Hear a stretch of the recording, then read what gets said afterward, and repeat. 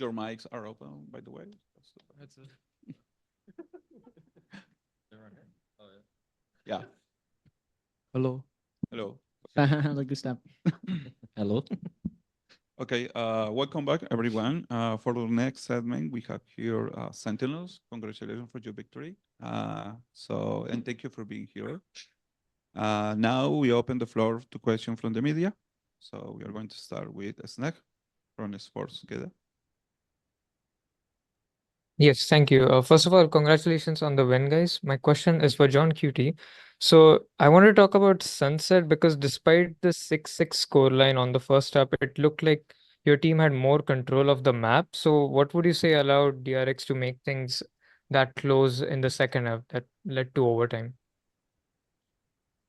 I think yeah, we had a good start of the attack half, and we were up like 11-7, 11-6, something like that. But they did like some good adjustments. They played to flood and was like very smart of them. They kind of like had a good read. We also a bit like overheated, to be honest, and it's been happening in our past Sunset where we have such a big lead and we just like kind of like give it away and go to overtime. But we have a lot of reps on Sunset since like off season. We played a lot, and I feel like we've played all type of games where we're down, we're up, it's kind of close, and we have a lot of experience on it. So yeah. Thank you so much. Thank you so much for this question. Next question is from Sierra Frisbee. Hey guys, congrats on the win. My question is for Kaplan. Was the Zeka and Neon and the compositions today prepared for the DRX match specifically, or how different do you think the compositions you played today will look in subsequent matches now that there are kind of VODs to go off of and it's kind of lost its surprise factor? Zach actually just picks his agent when he locks in, and he said he wanted to play Neon today.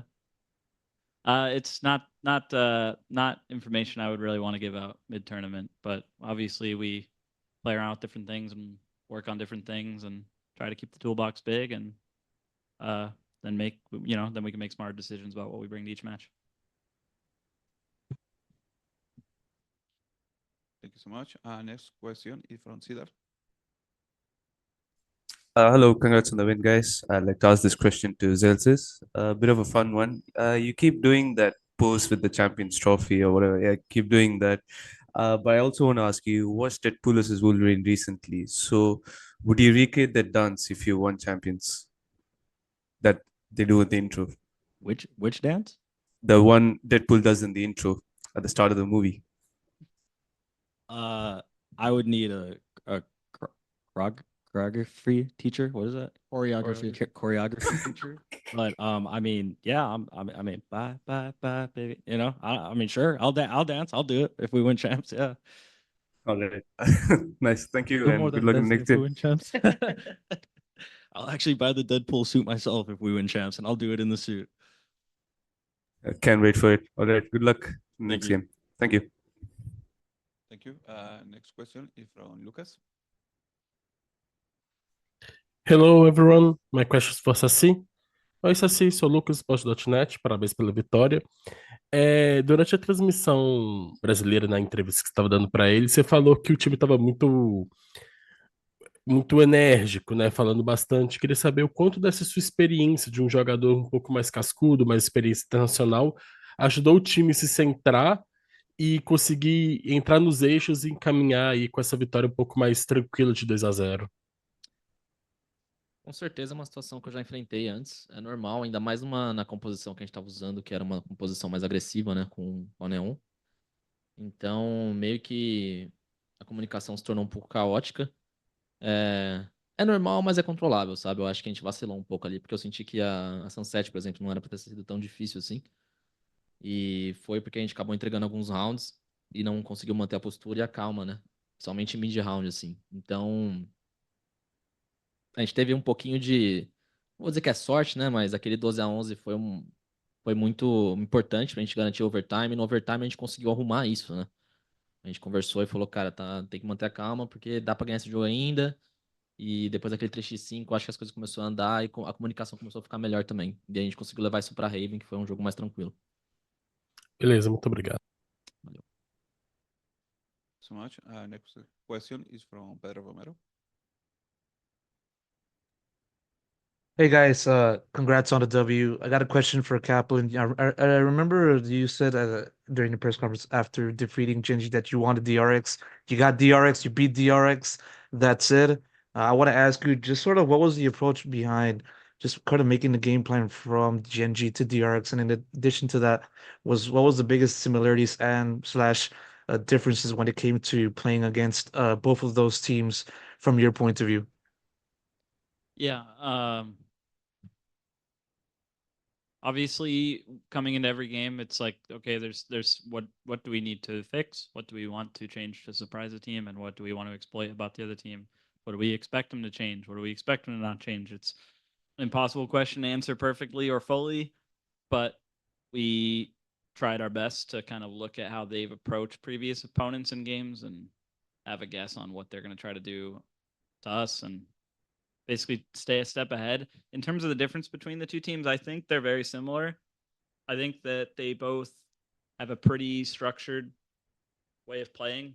They don't have like a ton of different setups or plays. They seem to prefer running the same stuff more frequently and kind of having protocols and being drilled. I'd say that my impressions from watching both teams a lot are that DRX are a little more strategically diverse, but are a bit more probably drilled within the strategies they come in with, whereas Genji are a little less strategically diverse. They have a little less spice to throw in, but within what they do, the players are very creative and unpredictable. Thanks so much. Next question is from Facundo.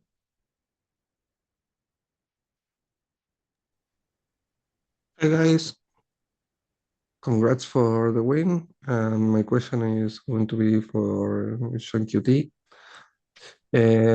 Looking now on the match of EDG and Trace, who do you think you're facing? It's hard to say. Trace looks like the better team this tournament, but EDG always has the edge over other Chinese teams, and I think might have a mental edge too. Seems like no teams can beat EDG really in China, especially in playoffs. So I'll probably give it to EDG. Thanks so much. Next question is from Ravis. Sweet. Thanks, guys. Again, another huge dub once more. Look really good today. Zach, don't laugh, bro. Come on. My question is to Tens, actually. Tyson, when we spoke, I think it was a couple of months ago, right after Madrid, what you said was, you agreed on giving Jordan a very nice watch because if you win, this is yours thoroughly. When I asked you back then, what you said was if you win champs, you would get him an AP. Maybe an AP. Did I say that? You did, yes. Wait, really? Yes. I have the clip. I didn't shake hands with him yet. You didn't shake hands with a Rolex either. I did at the airport. I don't believe you. Okay. Wait, I have many witnesses right here. Many for what? Shaking hands. Does anyone remember me shaking hands with Tyson? You guys did shake hands for that one, yeah. Yeah. I could have split the AP with you, man. Could have told me that before this press conference. I didn't even know he said that. My bad, Jordan. As I told you, bro. But now, let's say you do win. Now, I consider the discussion just now. Do you still want to follow through on it, or do you think, nah, it's not anymore? Nah, I give him too much. Can you give me a dog? Oh, a dog? Or like a cat? Like a really expensive cat? Can I get a Maine Coon? I want like a $10,000 cat. Tyson, I want a Rolex. I want your see, dog. I'd just give a gift to the rest of the team. Can I get Kuro? I agree with Man, that. screw this team, dude. Yeah. Bro, you don't You're even not wear included right it. there. No, don't say that. You don't mean it. Don't mean wear it. I'm homeless. Wait, can you buy me a house? That's true. He's homeless. Yeah, he does not have a place to go back to when he gets to LA. Sorry. Sorry, Tyson. I didn't mean to do that. No, But all right. Makes sense. And Zach, just for you, could you hit the Kevin Gates for me real quick, bro? My goat. Thanks, got man. I just got chills. Thank you so much, Royce. Next question is from Rachel. Hey guys, congratulations on the victory. My question goes to Sassi. Oi, Sassi, aqui é a Raquel do VSpace. Primeiramente, parabéns aí pela vitória. Já tem um tempinho que eu acho que eu não apareço, que a gente acaba não fazendo nenhuma entrevista. Mas eu queria te perguntar um pouco, acho que durante o VCT Américas, eu acho que depois ali do Masters, eu perguntei para você em relação à sua questão individual, que você achava que você não estava no seu melhor momento. E agora no Champions, tanto na fase de grupos, né, a gente viu ali que você está entre as melhores estatísticas, e hoje vocês acabaram vencendo, venceram também a Genji. Queria que você falasse como é que você está sentindo o seu desempenho individual agora durante o Champions, em comparação ao que você tinha falado para mim lá na outra entrevista que eu fiz com você. Raquel, vou ser sincero com você, eu não, eu não ligo, não.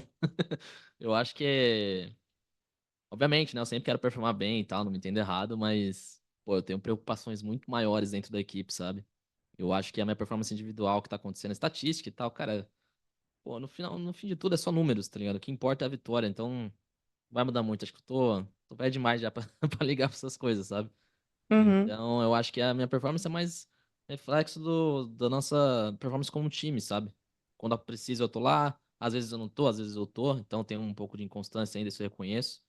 E enfim, no fim de tudo, o que importa é a vitória, cara. Eu tô feliz, né, obviamente, pela minha performance, pela estatística até agora, mas eu tô mais feliz ainda porque a gente tá ganhando e a gente acabou de garantir nossa primeira vitória no playoff, sabe? Então acho que eu tô Uhum. mais nessa mentalidade, assim. Ainda mais como referência dentro da equipe também. Eu queria seguir assim, né, fazer mais uma pergunta, em relação à sua experiência, né? Você é um jogador aí que dúvida, né? É que você, quando você estava na Loud, acho que o Sadak fazia IGL e você fazia Second Color, né? Então eu queria saber se dentro da Sentinels também tem essa coisa entre IGL do John Curie junto com você ali, fazendo algumas calls e etc. Queria saber desse papel, assim, dentro do time mesmo, que eu sempre tive dúvida. Tá. No nosso time, hoje em dia, né? Normalmente o John é o IGL, ele dá a call no começo de round, o Zeus é mais como um second caller. Mas como iniciador, eu sempre vou falar. Não tem como. O jogador que é iniciador hoje em dia no Valorant, ele é obrigado a falar, ele é obrigado a dar call, porque senão o jogo não anda, né? O iniciador é o que move no mid-round. Então, acredito que não só eu, mas como o Jordan também, ele acaba fazendo muito essa parte. E eu acabo somando também. Então é um pouco meio que entre nós três. E como eu falei antes, Raquel, tipo, o iniciador pra mim, na minha visão, pela experiência que eu tenho, ele tem que abrir a boca, ele tem que falar, porque ele que vai comandar o duelista, entendeu? Se o duelista não tá pegando kill, às vezes não é culpa do duelista, às vezes é a própria culpa do iniciador, entendeu? Que tem que setar play, tem que setar jogada, ele que comanda mid-round e tudo mais. Então, o iniciador em si, ele é obrigado a dar call, entendeu? Não tem muito erro. É isso, obrigada e boas partidas aí para vocês. Valeu, Raquel. Bro, Obrigado. you were spitting. I don't know what you said, but thank you. Thanks so much. We have one question from Pedro. I'm going to direct this question towards Zekin, given a little bit of what was said about you kind of saying, okay, screw it, I'll just play Neon. I just want to know, like, what exactly made you want to just do that decision? You know, what was the vibes right? Were you feeling good? Was there something that happened within your day that kind of made you feel that you wanted to pick Neon? What was going on in your mind? I mean, I was just feeling really Filipino today, so I played the Filipino character. But I mean, we've had Neon in our back pocket for a while. We have a good amount of prep with her, and feeling very confident with her as of late. So we used her, and it worked out well. So much. We have another question from Sierra. Yeah, my question is for John QT. As the press said, Sunset was really, really close second half, and I wanted to ask about a particular round in overtime when it was DRX, I think, leading 13-12, and you were milliseconds away, right, from losing that round, that map, because of the spray through box on A.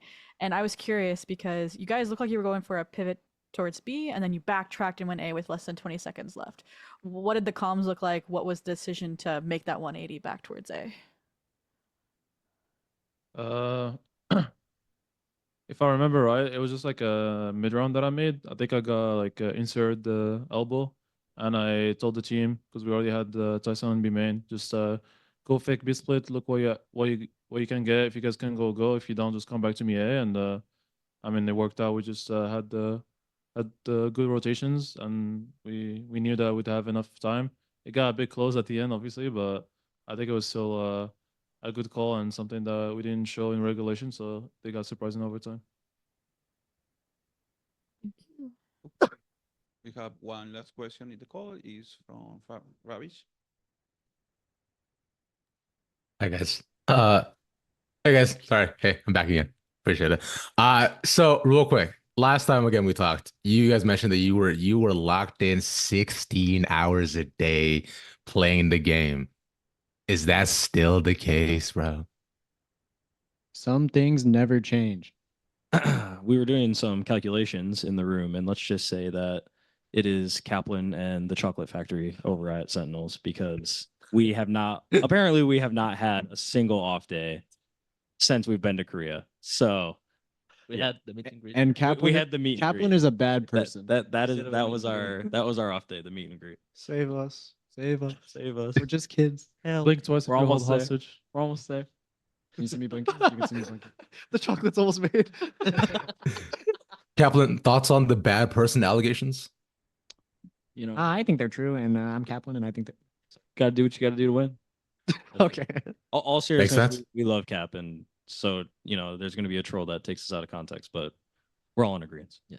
We He's love, toxic. we love Cap. Oh, he sucks. Well, So- I no, only no, love toxic. them if we keep winning. Okay. Cheers. Thanks, guys.